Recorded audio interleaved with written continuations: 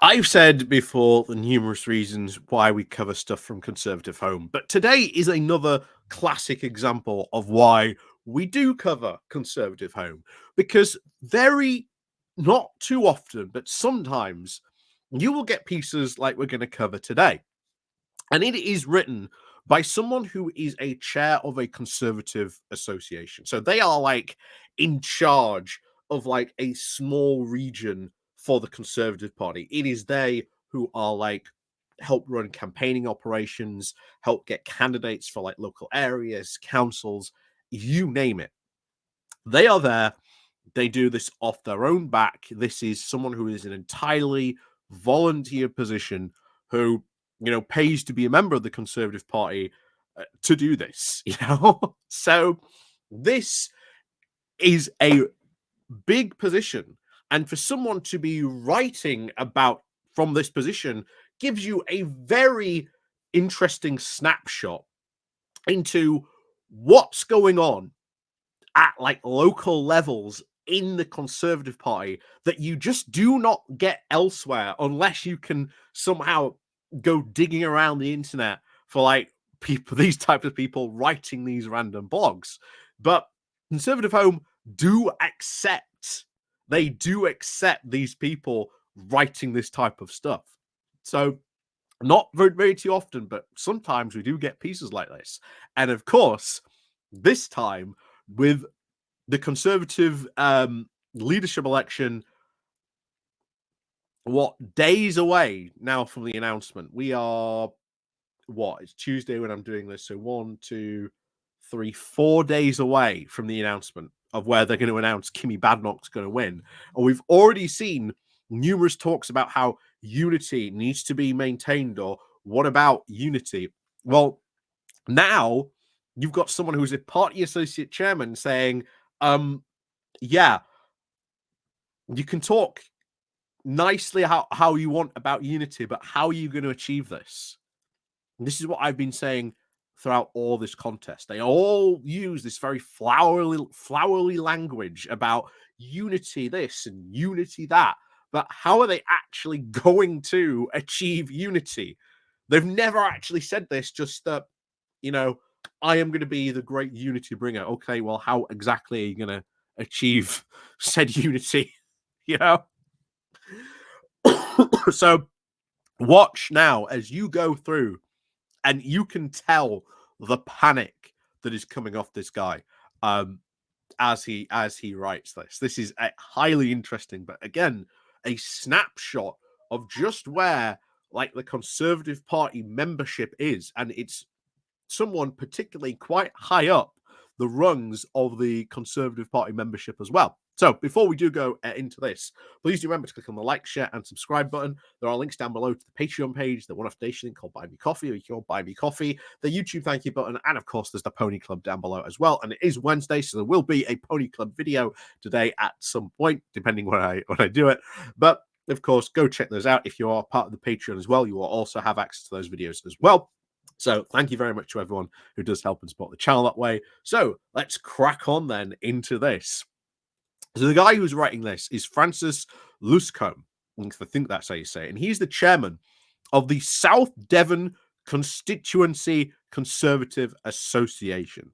So he's down in South Devon, quite a, conservative area. I'm not too sure actually what that went off the top of my head, if he still that area has a Conservative MP, or it went to Lib Dem. Can't remember off the top of my head now. I'm sure someone will be able to tell us. Oh, he might even tell us himself. But let's get into this. So, from the outset of this leadership contest, the various candidates have preached the gospel of party unity. Absolutely, they have. They've all been preaching it. But will they be able to actually do it? Will they all talk and no bite? I think that is what we are going to see. So he continues, it makes sense to me, of course, why they would. As Conservative constituent chairman in the South Devon, many miles away from Westminster, we could feel very tangibly how the constant backbiting infighting and factionalism in the parliamentary party filtered now into the defeats at council elections and eventually at the general election. And bear in mind, if you remember that council election, particularly, people like this guy have been livid at the parliamentary party, especially at all this factionalism, which, bear in mind, whoever wins ain't going away.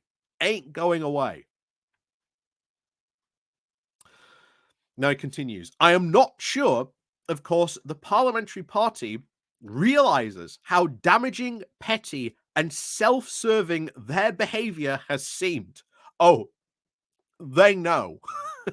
They know, but they just don't care. The inner machinations of who thinks what, and I can't control their zeal for their own opinions, may be of interest to those involved, but it's certainly not to the wider electorate, which is what we've been saying all this time. These internal party debates, why are you wasting your time having these internal party debates when to the wider electorate, those debates, those talks they're just not their concern. But this has affected us massively so, because they continue not to fundamentally solve these debates. They just put the issue, or say they've put the issue to bed. Meanwhile, it continues to fester. The European Court of Human Rights, perfect example of this currently ongoing. Brexit and the EU, another classic example. Regulations, free market fundamentalism, so many issues they still have not put to bed, to which the wider electorate isn't really interested in, doesn't really want. So back to this then. He continues with, there is now no doubt in my mind whatsoever that whoever wins this contest must be capable of bringing the party back together, and not with the, quote, agree with me or you're out way, as we have far too few MPs and too few councillors for an overmighty leader to start sending down diktats from on high. But that is exactly what you are going to get. You are going to get that expressly so, both from Kimi Badenoch and Robert Jerrick. It will be their way or the highway. The inner debate, he continues, should be then encouraged, but external divide should not. We must remember the Victorian maxim, not in front of the children. Or, in this case, not in front of the media, many of whom now pay lip service to the objective reporting and enjoy feasting on our political problems. And I'm not going to lie, I have fed very well on your political problems. But that ain't going to change, because your debates will always spill out into the media in some way, shape, or form, even if it is just onto something like Conservative Home.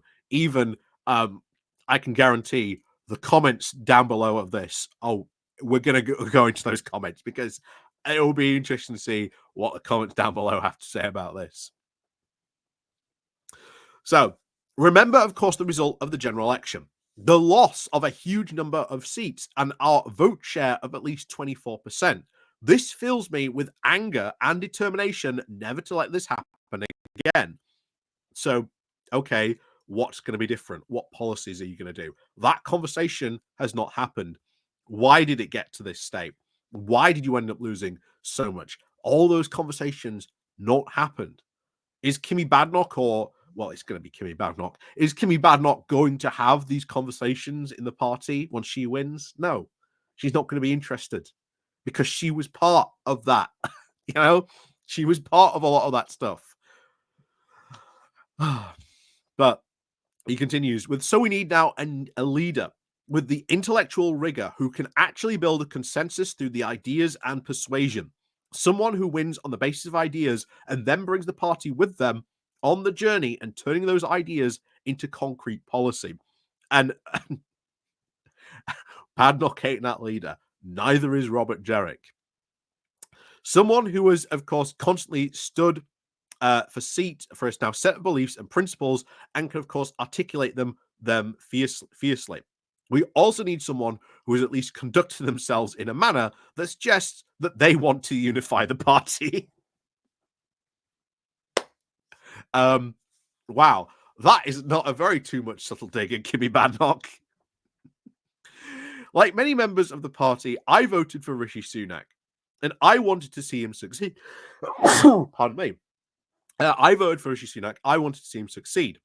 His government didn't always get it right, but we knew that the alternative would be much worse. Like how we're paying for it now. Giving away the Chaga silence. That was you, my friend. That was James Cleverly who did that. You ain't got that. You can't put that on Labour. Like that was done by James Cleverly. Partly probably the reason why he lost so much support during the Conservative leadership election. That on school fees, that has had absolutely no effect whatsoever on private schools. Winter fuel payments stripped away from hard-up pensioners. Again, the idea of Keir Starmer running in and turning off some old granny's heating or ripping away money from their hands isn't the reality of it. Now, I've said before, you can actually have a conversation about where that limit should be, but that's not the conversation the right wing want to have. They are much more intent on fueling this the cartoonish idea of what we said of Keir Starmer's doing.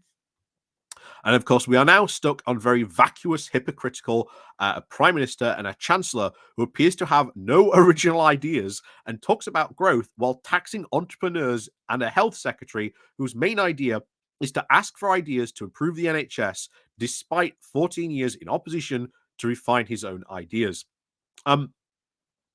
First of all, they do have their own original ideas. They are doing them right now. If they aren't original, why didn't you do them?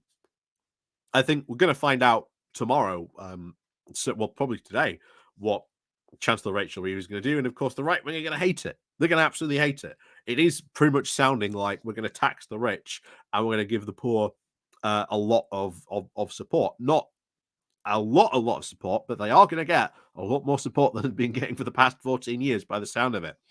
West Streeting, going to the NHS and actually asking them rather than paying for some obscenely over-expensive expert who may have never even worked in the NHS for his thoughts and opinions of how to improve it, while actually going to doctors, nurses, managers, people who actually run the NHS who have been in there for 14 years and see how bad it's gotten, to say, okay, what can we do to improve it? West Streeting going in that direction is the right idea. Anyway, he continues. I do not care, of course, how disappointed you were with Rishi. Starmer and Labour have been disastrous. How have they been so disastrous? They've only been in power literally a couple of weeks still.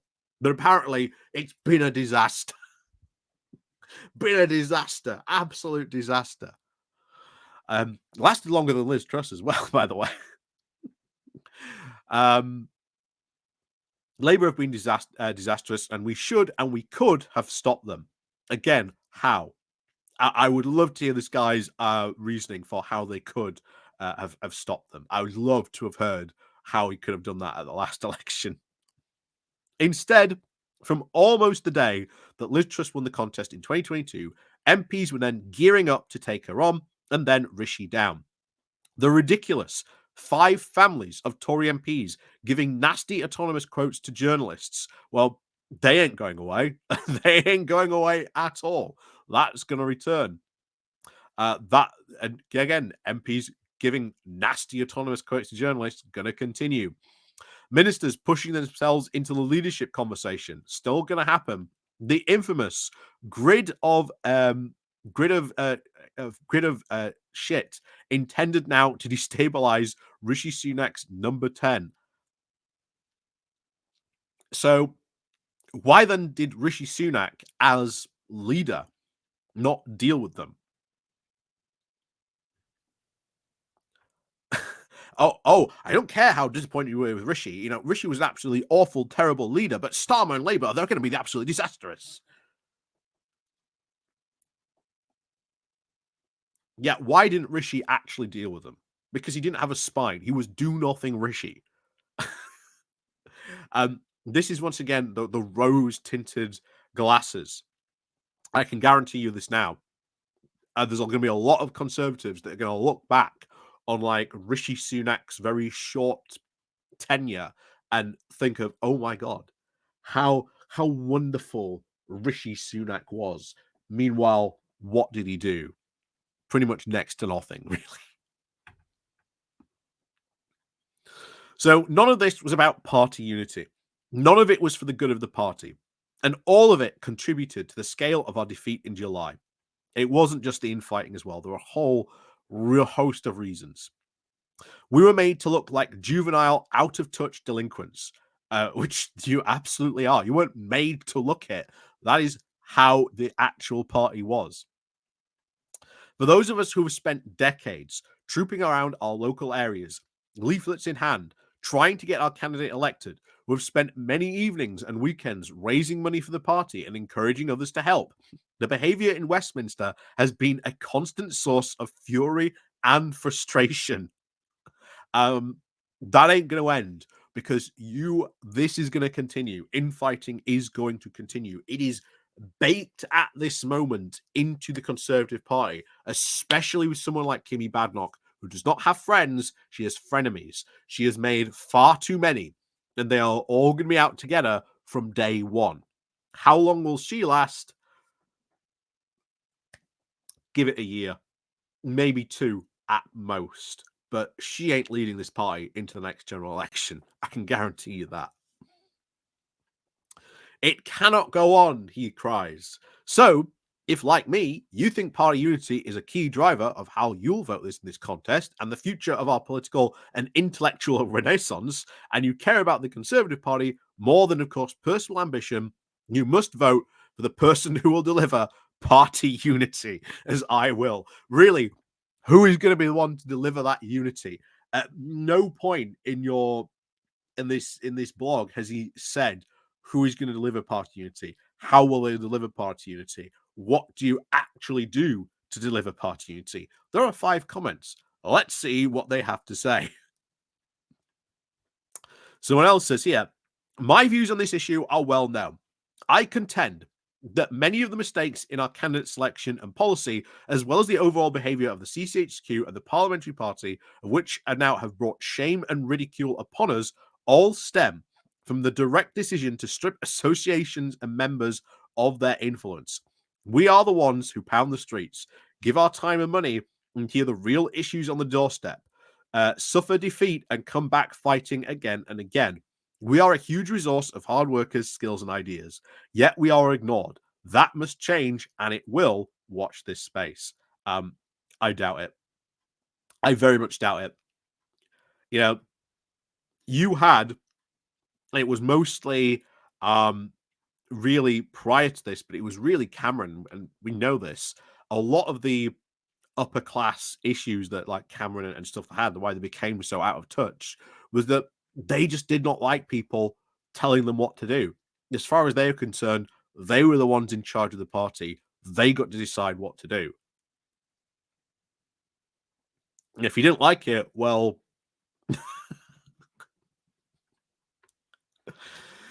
so will it change? I doubt it. I doubt it very much. But anyway, let's go to some of these other comments.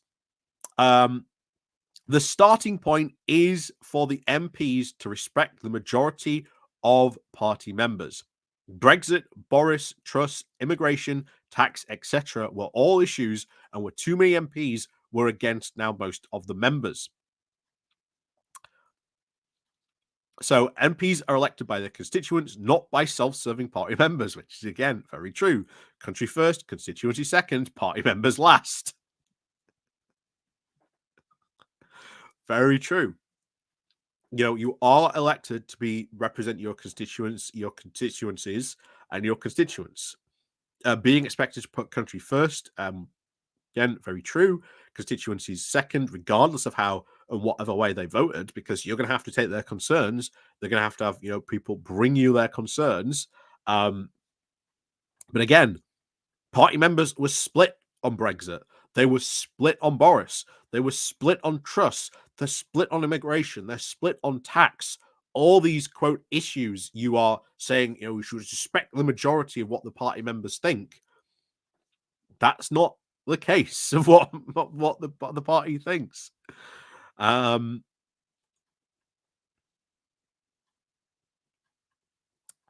So, and then just a nice bit of infighting there. Such a shame that the party and its members are now unable to think of the good of the country first. Someone else then replies, "How many times have you down thumbed other suggestions?" Yeah, I think the comments on this could get pretty spicy. If we came back to this later, I would not be surprised if the comments on here get pretty spicy, because this fundamentally goes to the heart of the problem, that even now, guys at this level, this chair of a local conservative association is like, please just stop the infighting, just stop. Well, okay, how do you get them to stop? Maybe you throw your weight around. Maybe you deselect your MP.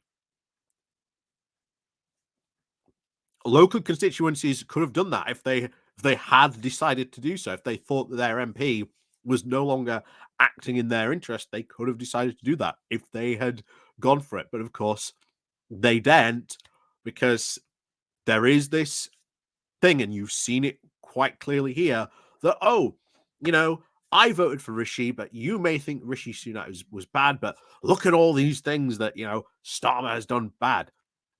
And you look at these things. Chargos Islands, that wasn't Starmer, that was James Cleverly. VAT on school fees hasn't damaged private schools. Winter fuel payments, depending where you want to have that threshold, I think that's where the conversation has. But okay, if you want to means test it, that's fine. Not really talking about the ideas, the policies that have come on here, that they've brought forward, saying that it's a foolish idea to ask people who work in the NHS what their opinions of are the NHS's. And congratulations, you didn't vote for Liz Truss, but Liz Truss was an absolute unmitigated disaster. And the idea that this infighting only started in that competition when it was between Rishi and Liz, no, this conservative infighting dates back quite considerably, all the way back under Cameron, probably back even further than that. So this idea that this infighting has just got too much now. What about all the stuff under Boris? What about all the stuff under Theresa May? What about all the stuff under David Cameron? What about all the Eurosceptic stuff? What about the ERG threatening to walk over to UKIP, to defect to them during the Cameron years, during the coalition years? So much stuff you can highlight. And yet, would this guy have said, what would he have to have said about them? I don't know. But if this guy ever does see this and you fancy a chat, I am more than open to have that conversation. I think this would be quite a fun conversation, asking you some of that stuff. But we'll see. We'll see, of course. But as always, thank you very much for watching. And of course, as always, we'll see you all next time.